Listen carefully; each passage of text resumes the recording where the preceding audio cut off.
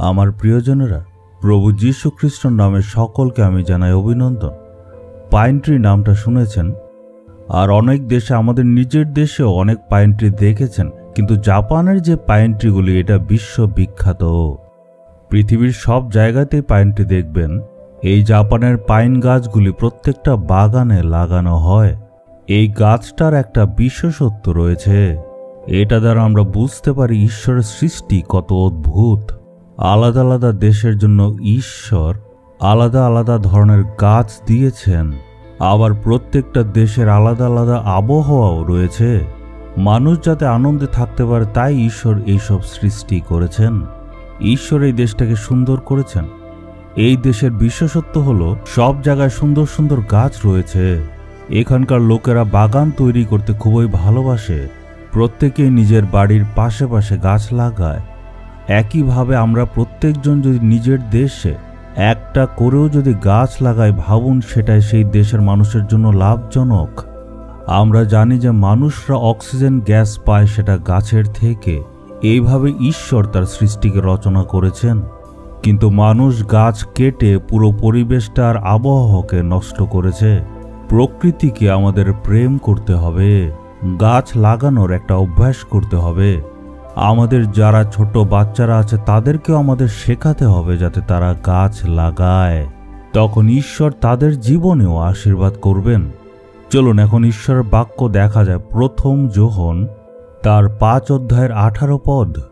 ঈশ্বর থেকে যে জাত সে নিজেকে সুরক্ষিত রাখে এবং সেই পাপাত্মা তার ক্ষতি করতে পারে না।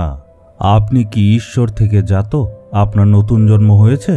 যারা যারাই পরিত্রাণ পেয়েছে তাদেরকেই বলা হয় নতুন জন্মপ্রাপ্ত।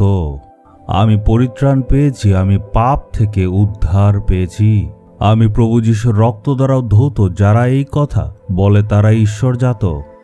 সংসারের মাতা পিতা দ্বারা আমরা জগতে জন্মগ্রহণ করে থাকি, কিন্তু আমরা তখন পাপে জন্মগ্রহণ করি। কিন্তু যখন যীশু খ্রিস্টকে আমরা গ্রহণ করি তখন আমাদের কিন্তু একটা নতুন জন্ম হয়।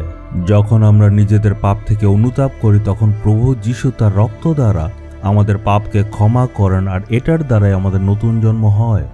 লোকেরা বলে যে মানুষের পুনর্জন্ম হয়, কুকুর বিড়াল হয়ে জন্ম হতে পারে, কিন্তু এমনটা সত্যি নয়।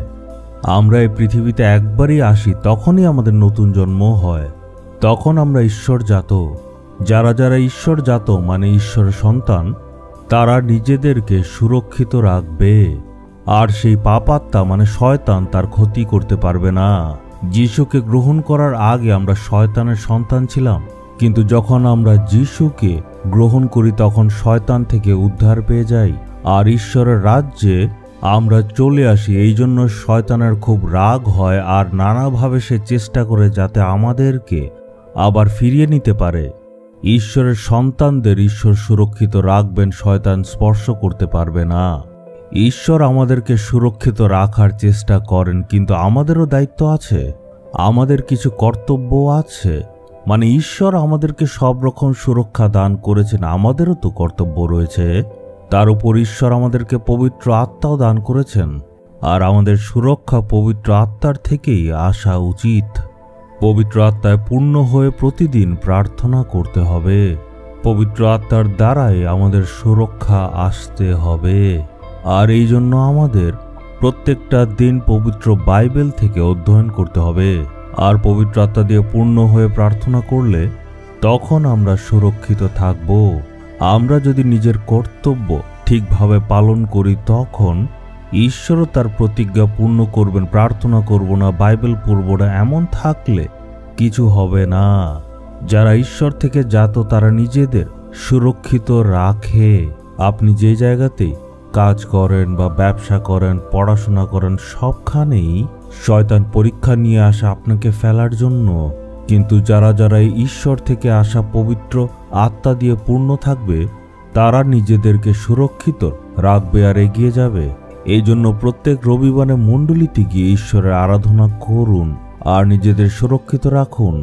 আজকে আপনি বলুন প্রভুকে, প্রভু আমি নিজেকে আর আমার আত্মাকে সুরক্ষিত রাখার জন্য বাইবেল পড়ি, প্রার্থনা করি আর মণ্ডলীতে যাই, এইভাবে যাতে আমি এগিয়ে যেতে পারি এমন ভাবে আপনি প্রার্থনা করুন। হে প্রভু, আপনি হচ্ছেন আমার সুরক্ষার ঢাল, আর আমাকে সুরক্ষিত রাখার জন্য আপনি পবিত্র আত্মা দান করেছেন, তাই ধন্যবাদ জানাই। হে প্রভু, আমি যাতে বাক্যে এগিয়ে যেতে পারি আর যাতে সুরক্ষিত থাকি, আর প্রতিদিনের পরীক্ষা থেকে আপনি আমাকে সুরক্ষিত রাখুন প্রভু। এই প্রার্থনা যিশুর নামে চাইলাম, আমেন, আমেন।